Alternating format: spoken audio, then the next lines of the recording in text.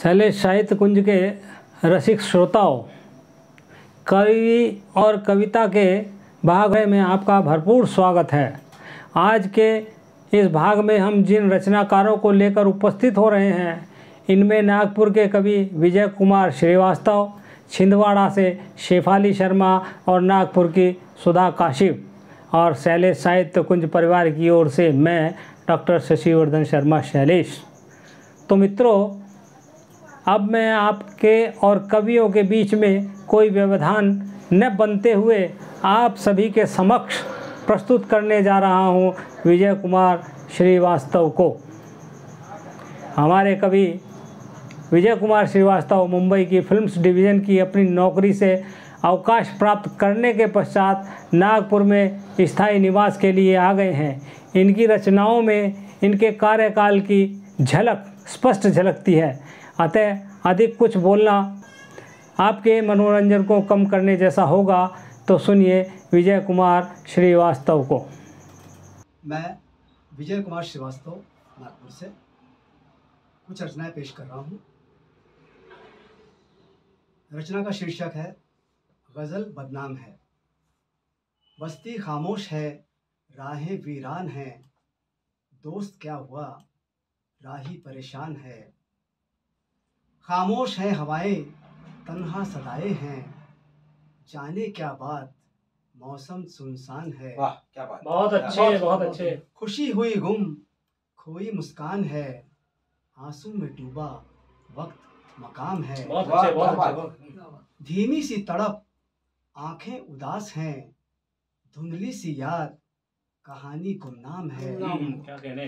संस्कार की बातें महल गुमराह हैं, मजहब है क्या खुशबुएं अनजान हैं। क्या बात है। शहर में चर्चा अपनी सरेआम है, शहर में चर्चा अपनी सरेआम है, छोड़ो विजय यार गजल बदनाम। बहुत खूब। मेरी अगली रचना का शीर्षक है सहते रहे हैं मौन। कैसे ये मान लूं सभी यहाँ है मौन, हर चेहरे पे छिपे हुए तूफान कई मौन। बहुत अच्छे, बहुत अच्छे। कैसे ये मान लूं सभी यहाँ है मौन, हर चेहरे पे छिपे हुए तूफान कई मौन। खुद ही को सजा कर वो पेश करते रहे दर्द, खुद ही को सजा कर वो पेश करते रहे दर्द, लेकिन नहीं समझ सके अपनों ही के मौन।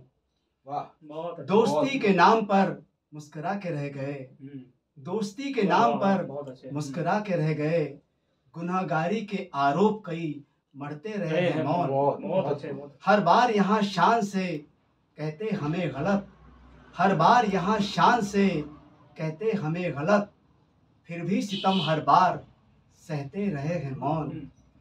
दोस्ती को भूल अब किनारा करने लगे लोग, दोस्ती को भूल अब किनारा करने लगे लोग, बीच भंवर में ही डूबते रहे हैं मौन। वाह क्या बात है। क्या मौन को लेकर बहुत सुंदर बहुत परिभाषा, अच्छे, बहुत बहुत अच्छे। सुंदर परिभाषा मौन को लेकर आपकी।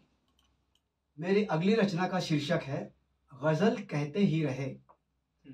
वो समझे नहीं दर्द मुस्कुरा के रह गए, बहुत अच्छे। वो समझे नहीं दर्द मुस्कुरा के रह गए, तड़प के रह गए हम गजल कहते ही रहे। कहते ही रह गए, कहते ही। ठुकरा के दोस्ती वो अनजान बन गए, ठुकरा के दोस्ती वो अनजान बन गए, देखते रहे हम गजल कहते ही रह गए। खूब। नजरों में अब किसी की पराए ही बन गए, नजरों में अब किसी की पराए ही बन गए, सोचते रहे हम गजल कहते ही रह गए। बहुत अच्छे, बहुत अच्छे। जमाने की निगाहों में गुनहगार बन गए, जमाने की निगाहों में गुनहगार बन गए, परेशान रहे हैं हम गजल कहते ही रहे।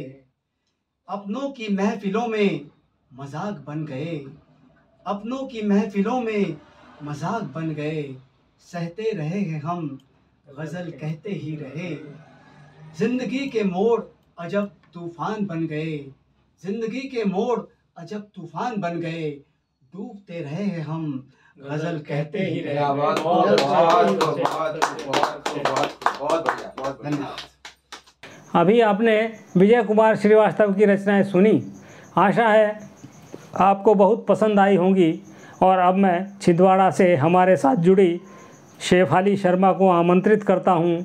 यहाँ मैं आपको यह और बता दूँ कि कवित्री शेफाली शर्मा मात्र कविताएं ही नहीं लिखती, बल्कि अपने अध्यापन के व्यवसाय के साथ ही शेफाली शर्मा एक बहुत अच्छी मंचीय कलाकार भी हैं। आप नाटकों के मंचन के साथ साथ निर्देशन भी करती हैं। तो लीजिए सुनिए शेफाली शर्मा को। नमस्ते, मैं छिंदवाड़ा से शेफाली शर्मा कुछ कविताएं सुनाऊंगी। बचाना तो है बहुत कुछ अपने बच्चों के लिए, उन्हें भी नसीब हो हरी भरी फिजाएं, साफ पानी, साफ हवा।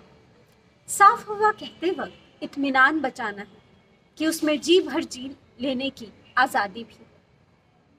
आज़ादी हो जहाँ चाहे जितना चाहे घूमे इन हरी भरी फिजाओं में। और ये साफ पानी काम आ सके उस वक्त जब बेधड़क बोलते हुए, पूछते हुए समय से सवाल सूख रहे हो गले हमारे बच्चों के। अगली कविता है मेरा विश्वास है। मेरा विश्वास है कि ज्यादातर अपंगताएं और निष्क्रियताएं शारीरिक न होकर मानसिक होती हैं। ये सारी बिल्लियां वो शेर हैं जिन्होंने डरना स्वीकार किया।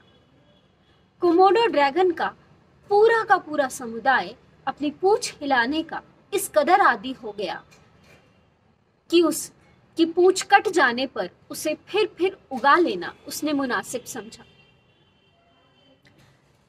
वो सांप जिन्होंने सर उठाकर फन फैलाना छोड़ दिया हमारे लिए खाद बनाते हैं। ये सब चूहों को किसी का भय नहीं रहा। वो धड़ल्ले से लगाते हैं सेंध गोदामों, खलिहानों और थालियों में। ये संभावना हमेशा रहेगी कि किसी दिन छतों से उतर आए शेर, गमलों से निकल आए फन फैलाए सांप और महापुरुषों की तस्वीरों के पीछे से शक्तिशाली ड्रैगन। अगली कविता माँ पर। आंख खुलते ही अपने कैनवास को निहारती है और जुट जाती है रंगों के इंतजाम में। ऊपर जितने दिखाई देते हैं उससे कहीं ज्यादा रंग उसके कैनवास के भीतर होते हैं।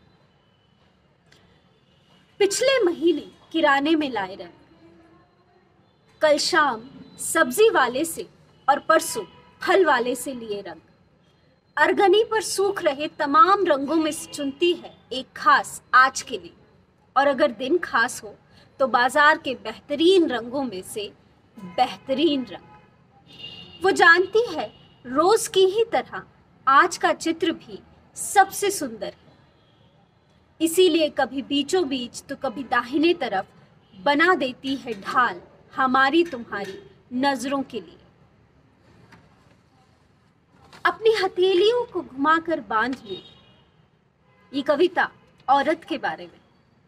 अपनी हथेलियों को घुमाकर बांध लूं तो हवा भी इन बालों को छूने की कोशिश नहीं करती। ये जो दो रंग हैं मेरी पीठ पर सूरज की हद तय करते हैं। जब तक न पकड़ा दूं अपने आंचल का छोर, तालाब का पानी भी मेरे करीब आने से डरता है। हमारी भाषा में जिन शब्दों को औरत का पर्यायवाची माना जाता रहा वे दरअसल विलोम थे। इस एक गलती ने जो हकीकत में चालाकी थी समाज को हीनांग बना दिया। अभी आपने बहुमुखी प्रतिभा की धनी शेफाली शर्मा को सुना और अब मैं आमंत्रित कर रहा हूँ नागपुर से पधारी कंठ कोकिला कवित्री सुधा काशिव को। सुधा काशिव न केवल स्वर की धनी हैं अपितु इनकी रचनाओं में एक संदेश के साथ शिक्षा भी मिलती है। आज वे आपके सामने प्रस्तुत करने जा रही हैं कुछ वासंती दोहे जो सामयिक भी हैं। मैं नागपुर से सुधा काशिव बसंत के ऊपर कुछ दोहे प्रस्तुत कर रही हूँ। कोयल की यह काकली, कोयल की यह काकली गूंज रही चहुओर। कोयल की यह काकली गूंज रही चहुओर।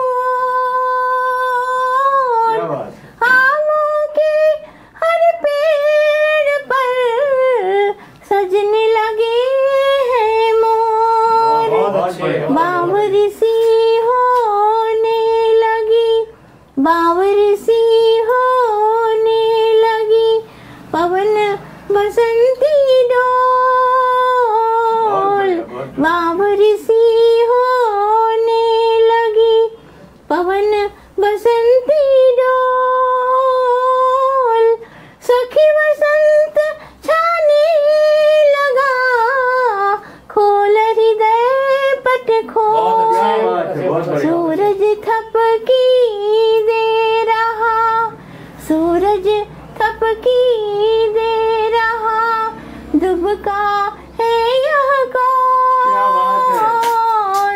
सूरज थपकी दे रहा, दुबका है यह कौन? अलसाई सी सांझ में रात खड़ी है मौन। नेह निमंत्रण छप गए, नेह निमंत्रण छप गए, प्रिय वसंत के नाम। नेह निमंत्रण छप गए, प्रिय वसंत के नाम। मर मिटने को है खड़े, जाने कितने अनाम। प्रकृति के औदार्य की, प्रकृति के औदार्य की क्या कहने हैं जनाब। प्रकृति के औदार्य की क्या कहने हैं जनाब। रूप और सौंदर्य का है नहीं कोई जवाब। अंतिम दुआ है। पीला घूंघट हरी चुनर, पीला घूंघट हरी चुनर, कैसा है यह खेल।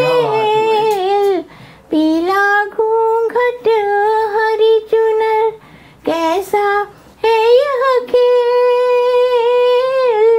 नैनों से मदिरा बहे, संबंधों के मेल।